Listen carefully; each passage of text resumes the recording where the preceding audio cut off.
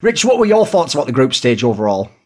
For me, I guess this is kind of somewhat of like a negative take, but to me, this Worlds more than any just sort of highlighted how bad the format is. And I think regardless of how good or bad like NA is, for example, like any given split, or I guess same to a certain extent with EU or even LCK, I don't really feel like that all gets ironed out and cleared up once we reach Worlds, which I feel like it should. I feel like Worlds should be the barometer for which region is actually good, which teams are actually good. And I just feel that because so many games felt like in week 2, you felt sort of, or part of the way through week 2, you really felt like any NA team could beat any non-NA team. And same for Europe, and obviously vice versa for all the other regions. And to me, that's not a good thing necessarily. People might say, oh, that's super exciting, whatever. But I just feel like this Worlds more than any should show that BO1 just doesn't do it. And I understand there are logistical issues with timing and stuff like that. But also the amount of time that's like taken in between games, I do believe there could be a world where actually there's not that much added broadcast time needed to have one BO3 per group stage in the round robin format, right? Which to me would be much better because again, there's loads of time, Rich. There was actually a point Monty made the other day on Summer Insight. He said if you actually look how long they have, because Worlds is almost a month long, 3 weeks of it, dude, is the bracket stage, which is just like what, 7 matches. Well, yeah, true. I mean, again, I'm just going to play it conservatively with this example and say like 1 BO3 for group stage or whatever. And even though people might say, oh, but in some scenarios that's just still 2 games if they go 2-0. Yeah, it is, but there's something very different as well, I think, about that also shows you different aspects of how strong or weak teams are from not just a coaching style perspective, which obviously would be more important in those scenarios, but also how players like mindset, their mental, everything like that. All this stuff counts to me. And I would feel much more satisfied that the correct result happened if I see 1 BO1, even if it's only 2 games, rather than 2 different 1 BO3, rather than 2 different BO1s 1 week apart. To me, it's just archaic now and it doesn't work. And what Foxdrop said about NA is like absolutely true. But again, to me, that doesn't really say like, oh, NA's like super close to China now. I think because of how long the game's been out, NA definitely is closer to the East than it ever has been, probably just by virtue of that. Yes. But I would actually like to find out how close are you?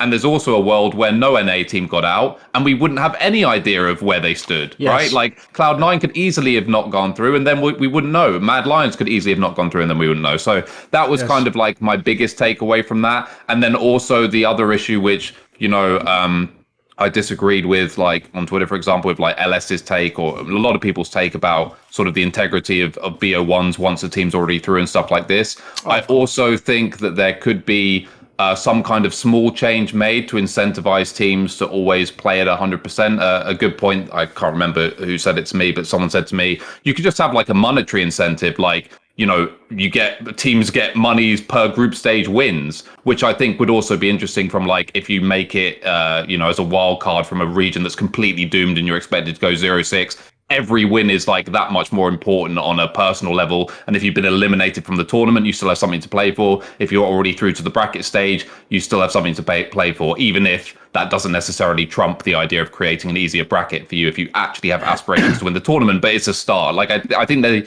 they definitely could fix that. And again, just going to the BO3 system, I think would almost certainly fix that. It's highly unlikely that you have dead rubbers if you have a BO3 format and not 2 ones. Yeah, I mean, first of all, I would definitely agree. If it's best of 3s, it's just less likely because best of 1 with 4 teams with round robin, it basically ensures you're going to get tiebreakers and at least one group. If not, as in this time, it was a nightmare. It was a whole bunch of groups where they had to play the tiebreakers out. So in that scenario, by the way, that even fucks your schedule, which is one of the few things that's supposed to go for why you'd want BO1. Like, well, I can schedule the whole day out and know roughly how long. You don't. Like, as you saw, I personally think it's mad unfair that the tiebreakers, they can have a 4-team tiebreaker. So you mean that like when Mad Lions and Gen G, who it turned out, by the way, it wasn't a meaningless match. Like Mad Lions went from, I could have had Cloud9 to I got the best team in the world because they lost to BO1 in a day when they had to play 6 best of ones, 2 of them in a row. Like, that's just circumstances. Well, that's not, you're not even setting the format up for what you wanted. You wanted to select for, you can prep for these games, you know your opponent. Like, none of those things apply. I'll even throw this in there, right? An argument people often give against doing a GSL group, which for people who don't know, it's basically like a double or limb bracket in the group, essentially, is when you do that, right, it eliminates matches that don't matter. You basically only keep playing if you're in the tournament still. If you lose 0-2, you go out of the group. Now, the one thing you can argue against that, which people do, is, yeah, but the good thing about a round robin is you know that they get to play all the teams. And, like, you know, if I'm for a small region, I get to see my team play like the best team. Yeah, think that through, though, because when they actually play at Worlds, the worst team and the best team, there's 2 outcomes happen. One, it is a game that still matters, so the lower team just gets shit stomped and it is irrelevant for everyone else. Or 2, and this isn't a great one, is say the team that in the GSL group would essentially have won the group and never play the team that went 0-2. They play you when it no longer matters to them, and you might even beat them, but who gives a fuck, because it doesn't get a count. Like, I'll give you the example. Do you remember last year where fucking FlyQuest beat Top Esports, who was considered like the #1 team in the world in the group stage? But it's when like Top Esports had already like definitely gotten out of the group, and it just meant whether they came first or second. Well, the problem is, if that was a real game, FlyQuest could be like, holy shit, we just beat this super team from China rather. Now they can't, because anyone who knows the format would just go, I don't think they really gave a fuck at that point. Or they might have, you know, been trying different champions they were going to use in the real games, or they might have sandbagged it and tried to show nothing. Like, it actually doesn't work for what people... Remember, what you've got to do with a format is this. You've got to ask, what am I selecting for? What type of tournament do I want? What do I want to show the fans? So even in this scenario, it doesn't even have to be that you go to best of 3. I personally would prefer it, of course.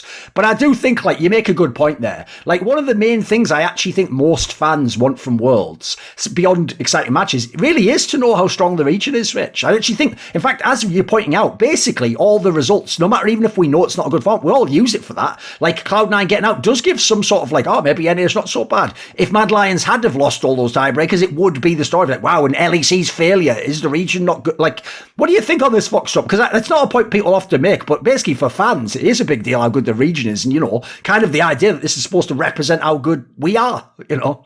Yeah, for sure. I do the EU Masters each year, right? Both the spring and in summer. And it's a very similar concept there. The thing that we're told to like really harp on a lot is the regional prize, you know, France versus Germany versus Spain versus Poland, all these like regional things, because that's the real highlight of EU Masters is fans from the respective regions get to see their team, their regions perform, and then they get to trash talk the other regions, and it's all good fun, and that's the real appeal for E-Masters. And I think when you get to international tournaments, it's exactly the same. You know, like, for example, when I was watching what was it, the Valorant, was it VC? I can't remember, was it VCS? I can't remember what it was. Yeah, VCT. VCT, right? So the recent one. I haven't really been following Valorant esports closely at all. Sure. I recognize some of the names from CS:GO, or well, CS, even 1.6 from back in the day. But like, I recognize some of the names, but all I cared about was like, you know, Gambit, because I know Gambit's like EU / you know, whatever, like CIS and Russian and stuff, and some of the EU teams and whatever, because I just want to see how good EU is at FPS. And then when NA wins, I'm like, oh, that's kind of cool. So NA's actually good at an esport. That's cool. We'll keep an eye on that as well. Like, it's all about the regional stuff. And I think Worlds is no different. Like, that's why I'd love to have more international events in League, and like the whole format that League of Legends has is perfect for monetization, and as a business model, it's brilliant. You know, you have like these salaries, you have these scheduled, you know, like this league format.